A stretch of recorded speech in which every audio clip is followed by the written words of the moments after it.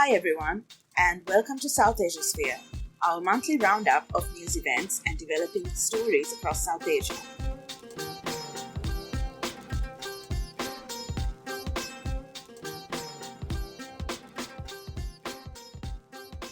I'm Raisa, and I'm joined by my colleagues Marlon and Shweta from Colombo, as well as Aimu from Karachi and Sana from New Delhi. Hi guys. Hello.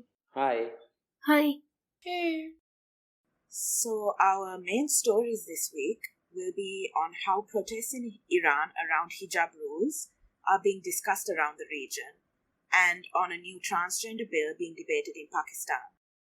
We'll begin with the situation in Iran, where there have been protests following the death of 22-year-old Mahsa Amini, who was arrested by Iran's Gasht-e-Ershad, or morality police, in a metro station in Tehran, for violating the country's strict dress codes on the wearing of hijab. Women in Iran have been speaking out about the morality police's heavy-handed approach, cutting locks of their hair in support of Amini or taking off their headscarves and burning them, while chanting slogans like "Women, Life, Freedom" and "Dead to the Moral Police." The story has captured the world's attention, including in the South Asian region.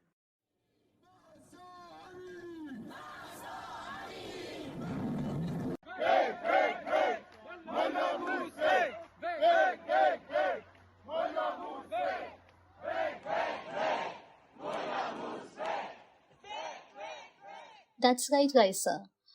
So while women in Iran are protesting against the state violence and mandatory dress code against the hijab, Muslim women in India are fighting for their right to wear hijab. To give some context, in India, state government of Karnataka banned headscarves in schools early this year, which sparked protests by Muslim women and a larger debate on freedom of choice and moral policing by the state. While the BJP government pushes the narrative of, women empowerment and secularism, debate around the hijab ban in India should also be seen as part of a larger pattern by the right-wing government to attack minorities, especially Muslims in India, and criminalize their identity and spread Islamophobia. So it wasn't surprising when the protests in Iran against the mandatory dress code was co-opted by the right-wing parties in India for their own agenda, where they weaponize, the hijab to further criminalize and do moral policing of Muslim women in India. In terms of news coverage, much of the TV debates and opinion pieces in India around the hijab ban are focused more on analyzing and targeting Islamic books and Islam as a religion and less on bodily autonomy or state oppression, which of course, goes with the BJP government's narrative of spreading Islamophobia and shows Muslim women in India as, quote-unquote victims and devoid of any agency. Which is so disingenuous if you think about it. What the women in India and the women in Iran are demanding is basically the same thing. That the state stares out of their wardrobe. Regulating women's attire to expand state control is an age-old tactic anyway. For theocratic regimes like Iran, where imposition of something as dynamic as religion into law becomes a challenge, the bodies of vulnerable communities like women become the first targets for the state to mark its territory and display its power. Similarly, in places like India, where religion is being mixed with the affairs of the state and majoritarianism is on the rise, women from minority communities find their bodies being viewed with suspicion as they battle discriminatory laws. The justifications given for this violence sound similar as well. For the Iranian regime, it is to supposedly protect women from Western influence. For the Indian regime, it is to quote-unquote protect Muslim women from the patriarchy of the Muslim man. Either way, rendering the woman devoid of agency to make her own choice. Muslim women are being repeatedly asked to choose between their cultural identity and their gender identity, forcing them to walk a double-edged sword.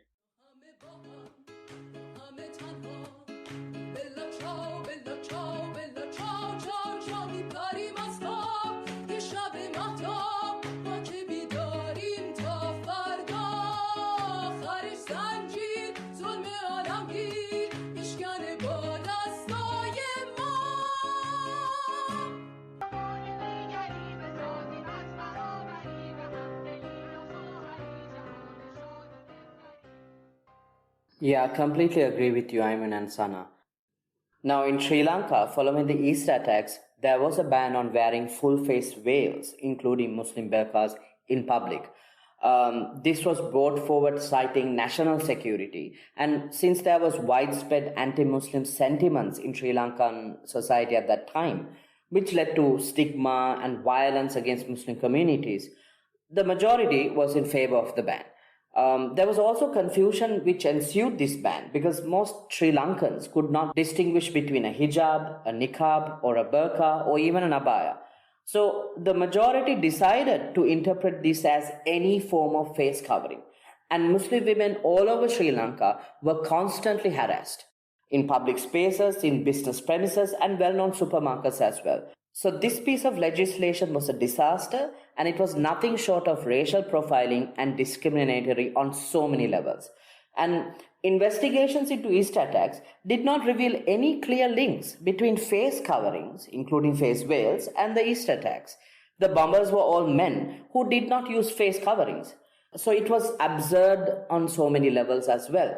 This ban was actually revisited by the subsequent government in 2021, where it was approved by the cabinet, and the Public Security Minister Sarath Veerasekara at that time stated that burqas is a sign of religious extremism. That's right, Marlon. And I remember there were reports that some Muslim women were being denied entry into spaces of business, including even banks. And I also remember seeing on Twitter somebody saying one of their relatives even got into a car accident because a driver in another vehicle seemed to be reacting to the fact that they were wearing hijab. So there were definitely some impacts, and some women, including Muslim activists who chose to wear niqab or burqa, said that they were actually, they confined themselves to their homes because they did not want to leave the house. And in Sri Lanka too, again, as in India, the discussion focused on whether the choice to wear hijab, burqa and niqab was freely made or not. And it did often lapse into Islamophobia, unfortunately. Thanks, Raisa. And if we look at the situation in Afghanistan, in September last year, there was a powerful social media campaign where Afghan women from around the world shared photos of themselves wearing traditional colorful clothes using the hashtag #DoNotTouchMyClothes. Now, this protest was in response to a sit-down demonstration at Kabul University where about 300 women appeared in head-to-toe all-black garments, waving Taliban flags in support of the strict dress code for female students and gender segregation at schools and universities, which was mandated by the Taliban. And on 7th May this year, the Taliban's Ministry for the Promotion of Virtue and Prevention of Vice announced that women and girls should not leave their homes unless necessary wearing the head-to-toe burqa showing only their eyes, similar to the restrictions during the Taliban's previous rule between 1996 and 2001. Now, despite threats and risk of imprisonment, women's rights activists who have spent years struggling against the Taliban's violation of women's rights are protesting this move in Kabul. It is also important to note here that Muslim women have always been leading and staging protests against state violence and repression, as Sweta also just mentioned about how women have been protesting in Afghanistan and also with what's happening in Iran. But in terms of international coverage on Muslim women, it has always been fixated around, veil, hijab and burqa, where women are depicted as victims, someone who needs to be saved from their own community and religion. As many would remember how in 2001, when the US declared war on terror on Afghanistan, it claimed, and I quote, "Fight against terrorism was also a fight for the rights and dignity of women." And a lot of reporting around the war was then focused on, saving Muslim women. And much of that outrage and reporting is missing now, on the recent killings of girls from the Hazara community in Afghanistan.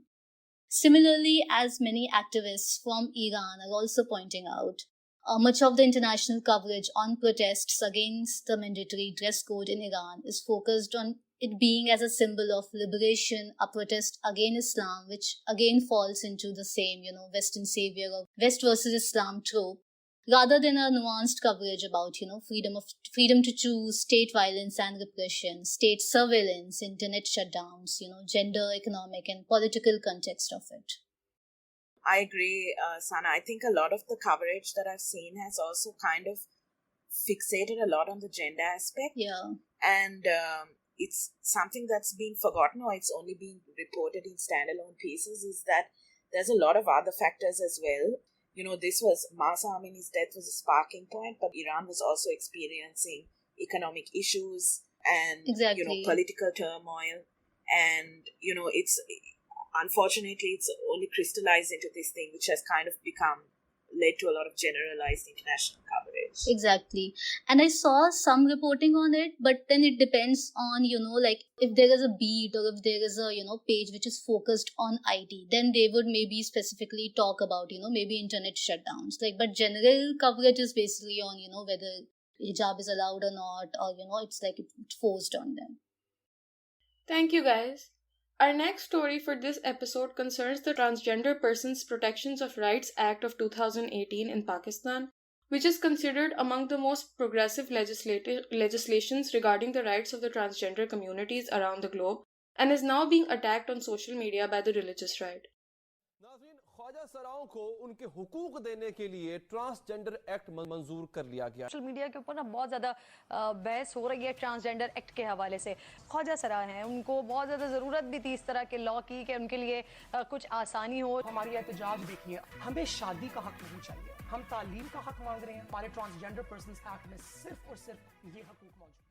Formulated in conjunction with the civil society and medical experts and passed in unison by all political parties in the parliament, the Act defines transgender as anyone with a mixture of male and female genital features or ambiguous genitalia, a person assigned male at birth but who has undergone castration, or any person whose gender identity or expression differ from their assigned sex at birth. While it has a long way to go before ensuring all civil rights of the transgender persons, the law gives trans people the right to get themselves registered as per self-perceived gender identity with all government departments, allows them to get a driver's license and a passport, prohibits discrimination against transgender persons in education, employment, and healthcare, as well as harassment within and outside of the home. The law is particularly progressive because of its decolonial aspect. The Act negates the Colonial Criminal Tribes Act of 1871 that criminalized the transgender community in South Asia, reverting to a more complex understanding of the question of gender that existed prior to the arrival of the European empires in the region. And Ayman, wasn't there a lot of pushback, especially from the religious right wing? Yes, Marlon. It became a storm on social media out of nowhere, really. No one knows why 4 years after the law was passed, it attracted the attention of the religious right in such a manner. Disinformation campaigns were rife on social media websites, led primarily by political leadership of Jamaat-e-Islami, a religious political party. The campaign claimed that the law was quote-unquote vulgar because it promoted homosexuality in the country in negation of the laws. According to the critics of the law, the act allowed citizens to change their genders at will, allowing them to then marry people of their biological sex. This is in fact blatantly untrue. Not only does the law not allow people to just change their genders, it is also silent on the question of marriage. The law actually does not allow transgender persons to get married, removing any questions regarding the legalization of same-sex marriages. While it is based on lies, what this transphobic campaign manages to do is make an oppressed community even more vulnerable to the violence it routinely faces in the country, while threatening to roll back hard-fought rights. Yes, Ayman, and in addition to this harmful campaign, violent attacks targeting transgender people have increased over the last few months in Pakistan. On 11 September, a gunman opened fire on 3 transgender persons and their driver returning in their car from a music event in Peshawar. Earlier on 1st September, a transgender person was stabbed to death in Karachi. Over the last 2 years, activists who have been vocal about the increased targeting of transgender community in Pakistan have been assaulted and received death threats.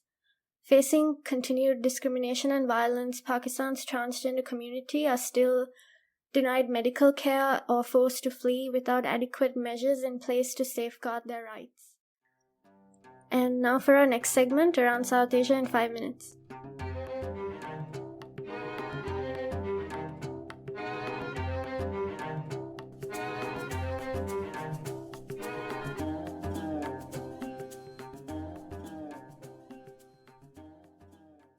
In Nepal, there's a constitutional crisis in the making, where the president of Nepal, Bidya Devi Bandari, is facing wide criticism for her recent decision regarding an amendment to the citizenship bill. She has refused to sign the amendment to the citizenship bill of 2006.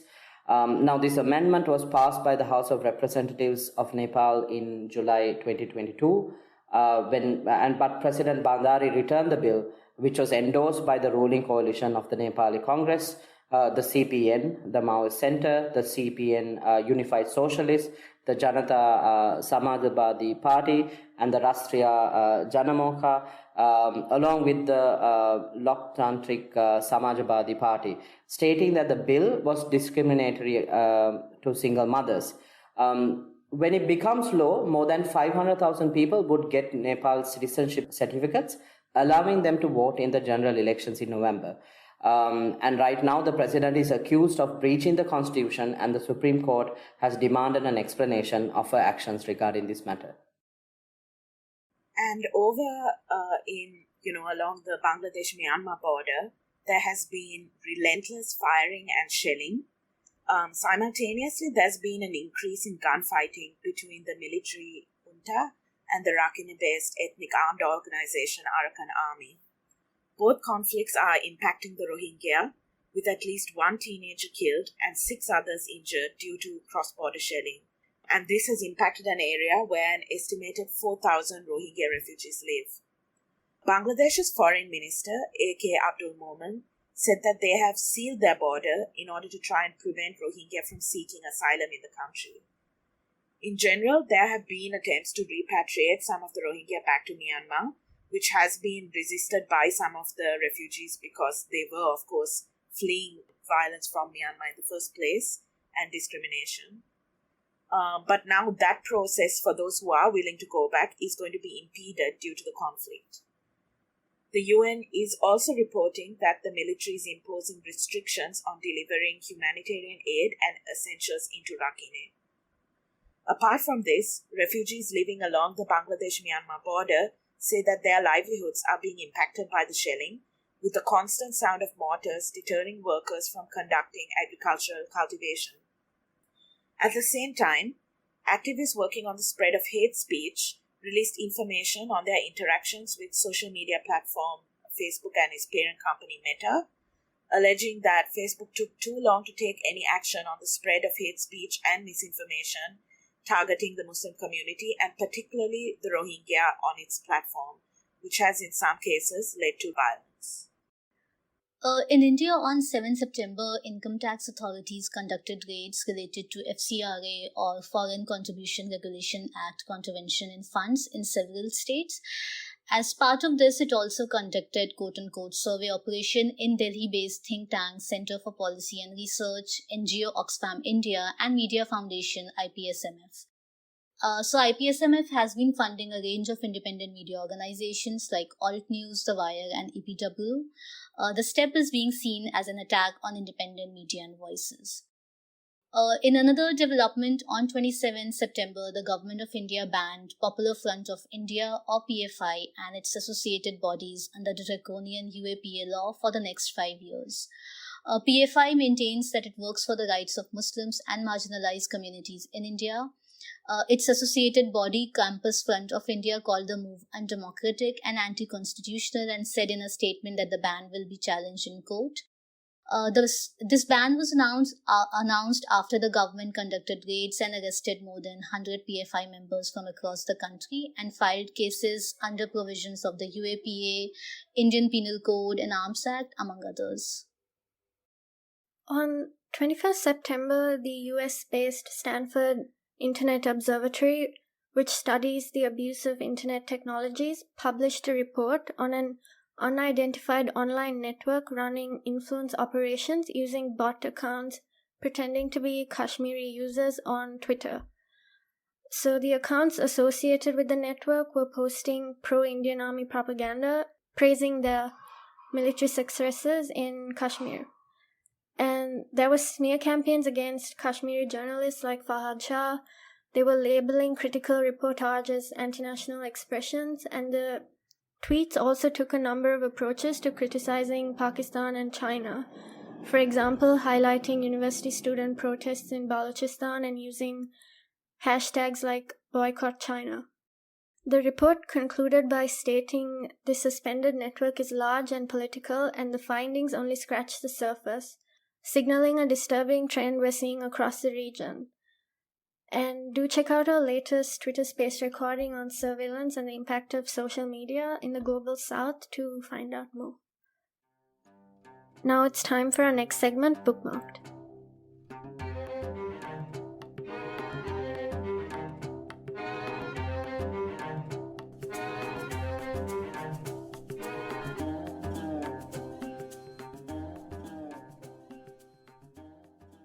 So I recently watched this documentary, Life Cycle by Malini Sir.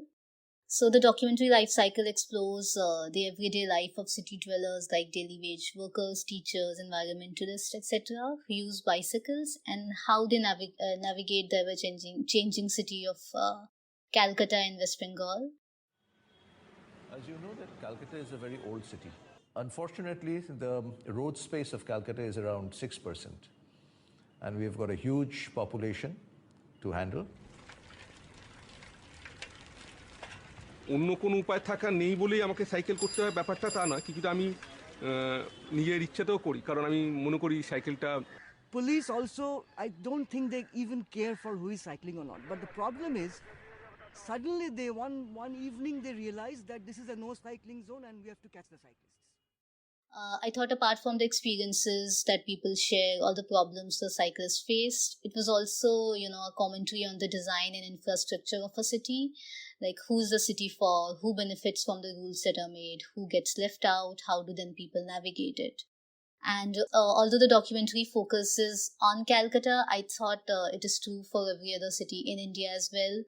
Like, when I bought a cycle in Delhi, which was mostly for recreational purposes, I had to wake up really early to be able to cycle on roads, because else, like, when the office hours would start, like, it was close to impossible to navigate the roads because there are no separate lanes for cycles in Delhi except for fewer areas. So you could imagine how did that go. Like, I had to stop cycling and kept it in garage. There is a dialogue in the documentary where this man says, cycling on Indian roads is like a mutual insulting department. And I totally relate to it. And the documentary is online on YouTube, and we will leave a link for anyone who's interested in watching it. And did anybody else watch the documentary? So I have to admit that I forgot until the last moment, and so I hastily watched it over my lunch hour, and I really liked it. It was so fascinating to see, this whole economy that has sprung up around bicycle use, and so many things from milk to newspapers. Yeah. So many vendors are there which were using cycles, and it was really a part of society. And how the slow development of the city is now leading to this government push for modernity, which seems to favor motor cars. I was also thinking of in Colombo, recently there was a discussion there was actually an event on cycle use, and I think it was the Dutch ambassador did this event, and she was trying to encourage everyone to cycle, and people were just ridiculing her at the time, being like, this is Colombo, nobody rides bikes here, this doesn't suit our society. And I was thinking of that and how it's so ironic that now, because of the economic crisis, we're seeing the return to bicycle use. Like in my area, I remember walking up to the junction one day, and most people were walking and looking very frazzled and carrying heavy shopping bags. And then the next week when I walked to the top of the road, there were much more people on bicycles. And even now, in my area at least, some people are still kind of cycling around. So there's been a kind of shift back. Interesting. Yeah, so I mean, I also looked at the documentary. It's really nice, very nicely done, and just like Raisa, I was reminded of how we were almost forced to bring out our rusty bicycles and use them because there was no other way of getting around. especially for about a month and a half when there was the fuel crisis. But I think if you, going back to your point, Raisa, about the Dutch ambassador and how, everyone was like ridiculing what she was proposing, there is, just like the documentary says, there's also a danger, like in Colombo roads, because there's no designated lane for bicycles. So just riding in general is quite a dangerous thing in a big city, like even in like a place like Colombo, especially when there's no designated lane. And but now I think just like you, I see a lot of bikes, a lot of bicycles, people on bicycles on the main roads. So hopefully, that would, there'll be more and more people who would use bicycles now. Yeah, I've also seen like more people are wearing like those neon vests to kind of, I think, indicate to people, because we also have an issue of lack of proper street lighting down some of the roads. Yeah. So I've seen people wearing these fluorescent vests because of this issue, because some of our roads don't have lanes as well. But like outside of Colombo, I think there is a very vibrant bike culture. Like for example, Negombo, because of all the flat roads. I mean, where I'm from, Kandy, because of all the hills, we don't really ride bicycles. But most of like places outside of Colombo, like even in the north and also the north central provinces, bike use is quite. I think it's quite prevalent. So I mean, because it's not so. I mean, the roads are not so busy, and I think bikes are they were less expensive than like motorcycles, for example. Yeah, for sure. Definitely in the north and east as well. Like you see a lot of people riding bikes, and like a lot more women riding bikes. I remember when I first started growing up, that was one of the things that struck me. That was very different. Shweta, do you want to go ahead with your recommendation? Yeah, okay. So my recommendation is a collection of essays called The East Was Red, Socialist Culture in the Third World, edited by Vijay Prashad. It's about the impact of socialist culture in various parts of the Third World, told through people who grew up reading or later encountered books like Russian classics in translation, illustrated Soviet children's books, philosophy texts, and also kind of magazines and early socialist cinema.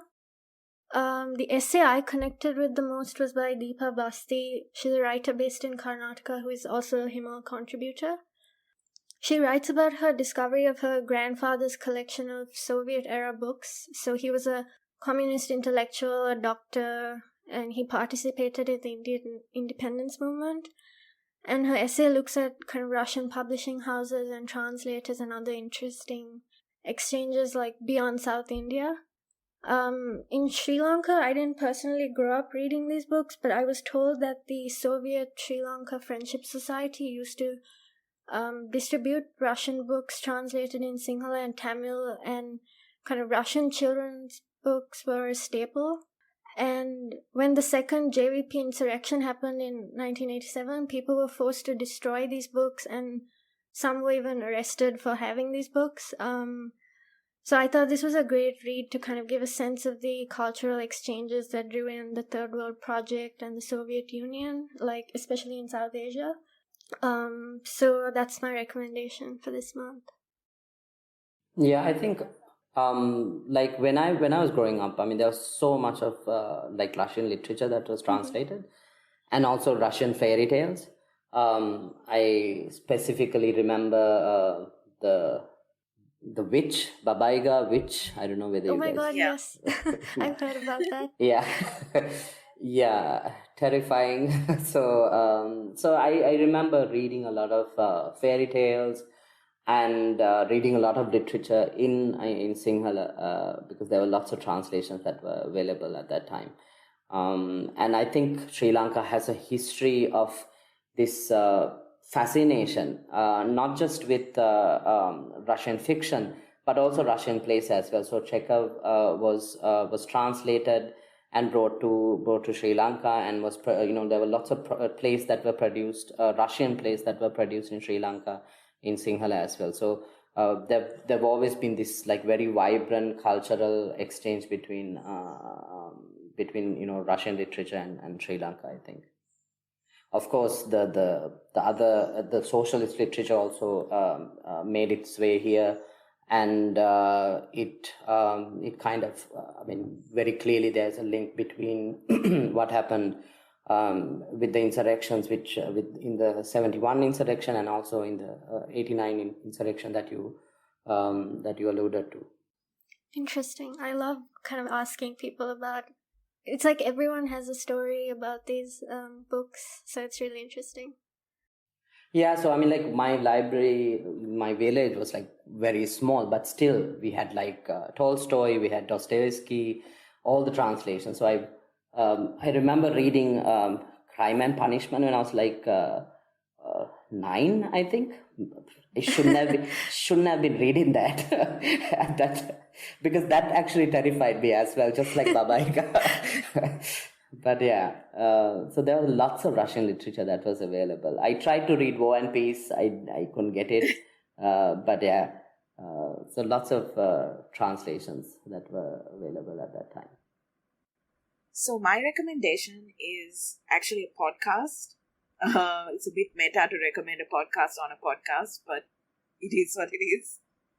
So this podcast is called Upstream, which does both quarterly documentary and kind of regular conversation series, unpacking economics.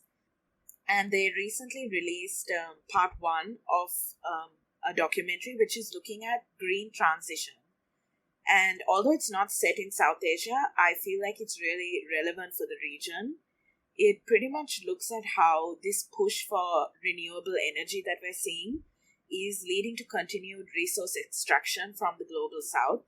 And it actually starts off in Chile and Bolivia and looks at how minerals like lithium, copper, cobalt, and other materials that are kind of necessary for things like electric vehicles, solar panels, and so on are being increasingly mined from countries in the global south and sent to US and Europe. And it essentially looks at greenwashing and how the current system for exporting minerals are still based on this exploitative system. I also really liked how they looked at how debt burdens in Latin America was also contributing to this continued resource extraction, and that they also recognize that the answer is obviously not stopping the push for renewable energy, but being more thoughtful about how to make that transition in a sustainable way. And in the next part, they're going to be talking more about solutions in part 2 of this documentary. But I really thought it was an interesting listen and especially relevant because many countries in the region are trying to expand capacity for renewable energy and are even trying to become manufacturing hubs. I know that India, for example, is making some investment, in this regard. And even in Sri Lanka, a lot of people have been trying to switch to solar energy because of higher electricity bills. And, I've been following some of my friends have been trying to convert their houses to solar energy and, trying to get down these panels and this whole process. And it just gives a little bit more context into why, it shouldn't just be a continued rush and expansion of renewable energy, but something that should lead to more exploitation in our region. And on that note, that's it for this edition of South Asia Sphere. Do head to our website, himalmag.com, to see more of Himal's work. And while you're at it, check out our membership plans and support us. Thanks, everyone. Bye. Bye. Bye-bye. Bye. Bye.